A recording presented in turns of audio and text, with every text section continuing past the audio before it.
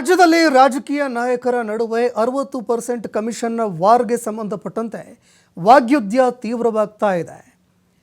H D. Kumaraswamy ಅವರ ಹೇಳಿಕೆಗೆ ಮಾಜಿ ಸಂಸದ ಡಿ.ಕೆ. ಸುರೇಶ್ ಈಗ ತೀವ್ರವಾಗಿ ವಾಗ್ದಾಳಿ ನಡೆಸಿದ್ದಾರೆ. ದೇಶದ ಜನರ ಸೇವೆ ಮಾಡೋದಕ್ಕೆ ಎಚ್.ಡಿ. ಕುಮಾರಸ್ವಾಮಿ ಅವರಿಗೆ ಒಳ್ಳೆಯ ಅವಕಾಶ ಸಿಕ್ಕಿದೆ. 60% ಕಮಿಷನ್ನು, 40% ಕಮಿಷನ್ನು, ಈ ಎಲ್ಲ ಆರೋಪಗಳನ್ನು ಬಿಡಲಿ, ರಾಜ್ಯಕ್ಕೆ ಏನಾದರೂ ಒಂದು ಕೊಡುಗೆ ಕೊಡಲಿ, ರಾಜ್ಯಕ್ಕೆ ಸಿಗಬೇಕಾಗಿರುವಂತಹ ಪಾಲಿನ ಬಗ್ಗೆ ಅವರು ಯೋಚನೆ ಮಾಡಲಿ, ರಾಜ್ಯಕ್ಕೆ ಒಳಿತು ಮಾಡಲಿ. ಶನಿವಾರ ಭಾನುವಾರ ಬರೋದು, ಆರೋಪ ಮಾಡೋದು, ಇದೆಲ್ಲವನ್ನು ಬಿಟ್ಟುಬಿಡಲಿ ಅಂತ ಎಚ್.ಡಿ. ಕುಮಾರಸ್ವಾಮಿಗೆ ಡಿ.ಕೆ. ಸುರೇಶ್ ಟಾಂಟ್ ಕೊಟ್ಟಿದ್ದಾರೆ. ಅವರ ಪಕ್ಷದ ಗುತ್ತಿಗೆದಾರರೇ, ತುಮಕೂರಿನ ಯಾವುದೋ ಅಸೋಸಿಯೇಷನ್ ಅವ್ರ ಪಕ್ಷದ ಕಾರ್ಯಕರ್ತರೆ 60% ದಾಟಿದೆ. ಅವರೇ ಎಷ್ಟೋ ಪರವಾಗಿರಲಿಲ್ಲ ಅಂತೇಳಿ ಹಿಂದಿನ ಸರ್ಕಾರದ ಬಗ್ಗೆ ಕಾಂಗ್ರೆಸ್ನ ಗುತ್ತಿಗೆದಾರರೇ ಸರ್ಟಿಫಿಕೇಟ್ ಕೊಡ್ತಾವ್ರೆ. ಹೋಗ್ಲಿ, ಅದು ಕಾಂಟ್ರಾಕ್ಟ್ ತಗೋಬೇಕಾದ್ರೆ PWDನಲ್ಲೋ ಇರಿಗೇಷನಲ್ಲೋ ಮಾಡ್ಕೊತಿದ್ದು ಇವರುಗಳು ಲೂಟಿ ಹೊಡೆಯೋದೊಂದು ಭಾಗ ಹೊಡಿತಿರೋದು. ಈಗ ಮನೆ ಹಂಚಿಕೆ ಮಾಡಬೇಕಾದ್ರೂ ದುಡ್ಡು ಕೊಡಬೇಕಂತೆ. ಹಿಂದೆ ಯಾವನೋ PDO ತಗೊಳ್ಳೋನು 1,20,000 ರೂಪಾಯಿಗೆ ಕಮಿಷನ್ ಅಲ್ಲಿ ಆ ಊರು ಹಳ್ಳಿಲಿ ಆ PDO ತಗೊಳ್ಳೋನು. ಈಗ ವಿಧಾನಸೌಧದಲ್ಲೇ ಶುರು ಆಗೋಯ್ತು. ಈಗ ಮಂತ್ರಿಗಳಿಗೆ ಕೊಟ್ಟು ಮನೆ ರಿಲೀಸ್ ಮಾಡಿಸ್ಕೋಬೇಕು. ಇನ್ನು ಹಲವಾರು ಇಲಾಖೆನಲ್ಲಿ ದುಡ್ಡು ತರಬೇಕಾದ್ರೆ ಮೊದಲು ಪರ್ಸೆಂಟೇಜು ಮಂತ್ರಿ ಕೊಟ್ಟು ಆಮೇಲೆ ದುಡ್ಡು ರಿಲೀಸ್ ಆಗಬೇಕು. ಪ್ರತಿ ಇಲಾಖೆನಲ್ಲಿ ಫಿಕ್ಸ್ ಮಾಡ್ಕೊಂಡಿದ್ದೀರಿ. ಜಗಜ್ಜಾಹಿರ ಇದು ಎಲ್ಲಿದೆ?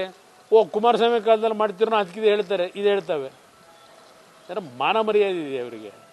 ದುಡ್ಡು ತಿನ್ನಕ್ಕೂ ಒಂದು ಇತಿಮಿತಿ ಬೇಡ? ಇತಿಮಿತಿ ಬೇಡ ಇದಕ್ಕೆ? ಅಧಿಕಾರಿಗಳು ಎಲ್ಲಿಂಗ್ ಕೆಲಸ ಮಾಡ್ತಾರೆ ಈ ಥರ ಆಗೋದ್ರೆ? ಯಾತಕ್ಕೆ ಆತ್ಮಹತ್ಯೆಗಳು ನಡೀತಾವೆ? ರೈತರ ಆತ್ಮಹತ್ಯೆ ನೋಡ್ತಾ ಇದ್ದೋ.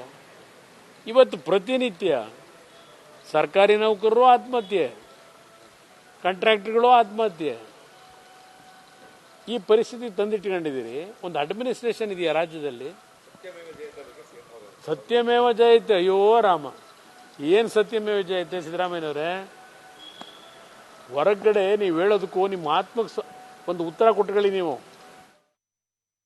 60% 40% ಎಲ್ಲ ಬಿಟ್ಟು ಜನ ನಿರೀಕ್ಷೆ ಮಾಡ್ತಾ ಇರೋದೇನನ್ನ? ಕುಮಾರಸ್ವಾಮಿ ಅವ್ರಿಗೇನು ಅಧಿಕಾರ ಇಲ್ಲ ಅಂತಲ್ಲ. ಕುಮಾರಸ್ವಾಮಿ ಅವ್ರಿಗೂ ಅಧಿಕಾರ ಇದೆ. ಕೇಂದ್ರದಲ್ಲಿ ಬಹಳ ಉನ್ನತವಾದಂಥ ಸ್ಥಾನವನ್ನು ಅವರು ಗಳಿಸಿದ್ದಾರೆ, ಈ ದೇಶಕ್ಕೆ ಸೇವೆ ಮಾಡ್ತಕ್ಕಂಥದ್ದು.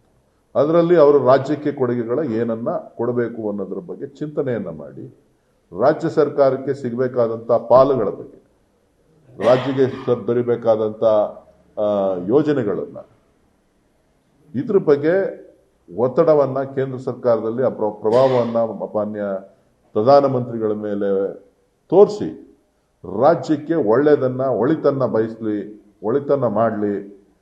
ಬಂದದು ಆರೋಪ ಮಾಡೋದು, ಬರೋದು ಶನಿವಾರ ಭಾನುವಾರ ಬರೋದು ಆರೋಪ ಮಾಡೋದು ಅಷ್ಟು ಒಳ್ಳೆಯ ಬೆಳವಣಿಗೆ ಅಲ್ಲ. ಚುನಾವಣೆಗಳು ಇನ್ನೂ ಬಹಳ ದೂರ ಇದೆ. ಸೊ ಆ ಸಂದರ್ಭದಲ್ಲಿ ಆರೋಪಗಳು ಪ್ರತ್ಯಾರೋಪಗಳು ನಡೀಲಿ.